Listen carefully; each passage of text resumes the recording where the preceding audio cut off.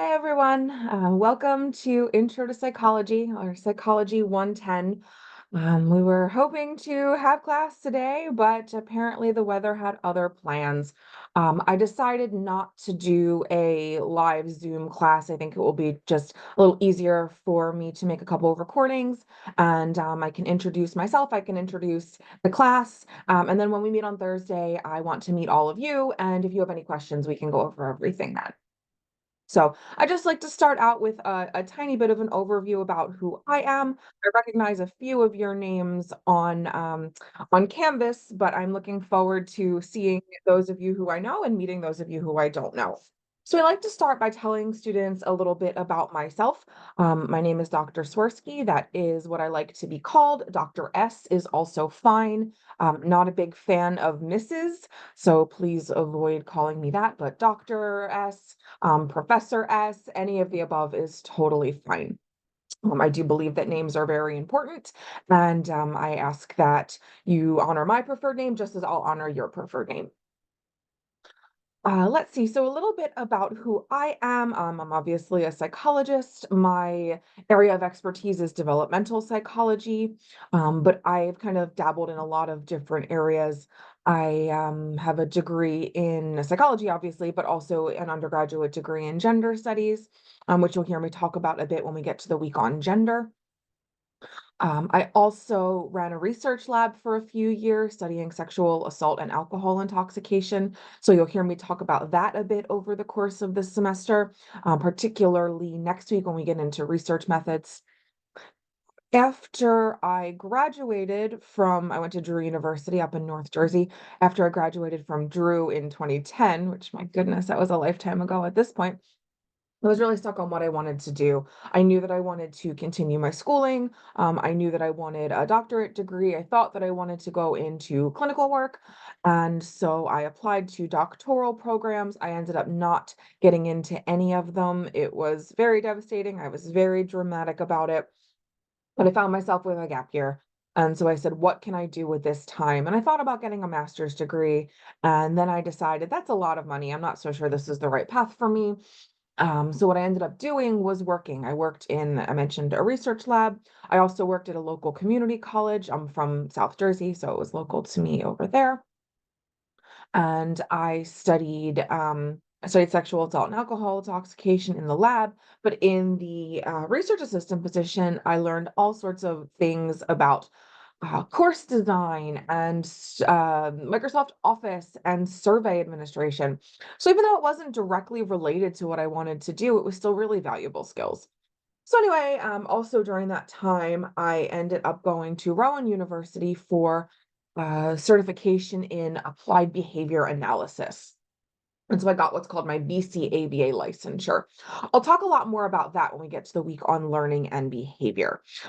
And so it took me probably three to 4 years, 3 to 4 tries to get into graduate school. So I like to tell students that as a reminder that we fail at things sometimes. Sometimes it takes us longer than we expect. Sometimes journeys take us in surprising or unexpected ways, and I think it's really important to normalize that. So you'll hear me talk about that quite a bit over the course of the semester.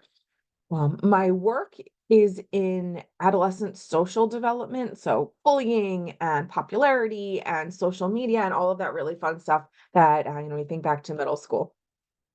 And so, again, we'll get more into that when we get to the week on human development. But more recently, I've gotten into some work studying teaching themed courses, popular culture themed courses. So, like the psychology of Harry Potter, or some of my colleagues are doing child development classes using Sesame Street to teach the course. I love pop culture. You'll hear me make a lot of pop culture jokes during this semester. Not sorry. I will never miss an opportunity to make a Harry Potter joke or a Lord of the Rings joke or an Avengers joke or you name it. Not sorry. So that's a little bit about me. I have two cats. Their names are Newton and Copernicus, or Newt and Cupper. You'll definitely hear me talk about them, and sometimes you'll see pictures of them. And so I think that's about all of the background information about me. I like to, let you know a little bit about who I am as a researcher, but also who I am as a human. About the course a bit more broadly, Introduction to Psychology. Now, I bet many of you are thinking that psychology is just asking people how they feel and psychoanalyzing people. Certainly is part of psychology, but it's not all of it. And so, my hope for this course is that by the end of it, you'll start to recognize all of the ways that psychology is everything that we think and feel and believe and do.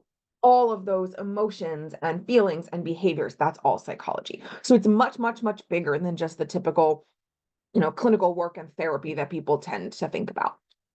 The thing with intro is that we're going to cover a lot of topics and we're going to cover them fast. So I teach entire courses on human development. I teach entire courses on research methods and behavior modification. We're going to hit each one of those in a week. So we're obviously just boiling it down to the most common topics within those larger themes. Um, you're not going to leave this class as an expert in any one of the topics we cover. That's okay. That's normal. That's expected.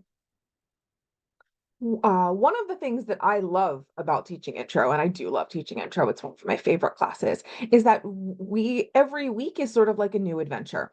There's going to be some topics that we cover that you are not going to enjoy. They're not going to resonate with you. You're going to have a hard time really sinking your teeth into them. And that's fine. Muddle through it for that week. The next week we'll be on to something completely different. Now it does build a little bit. You will need some of the stuff that we talked about earlier, but for the most part, each week is sort of a new adventure.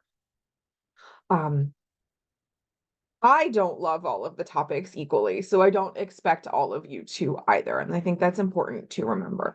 And again, to remember that you won't leave this class an expert in all of the topics. I'm not an expert in all of the topics. Some of the topics are more within my wheelhouse than others.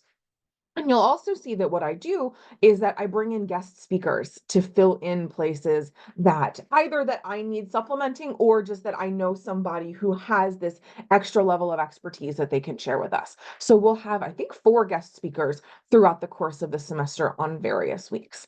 More on that to come. So in the next video, I will introduce the course assignments. I wanted to break this up into sort of more bite-sized pieces. So in the next video, I'll introduce the course assignments and expectations. So I'll see you there.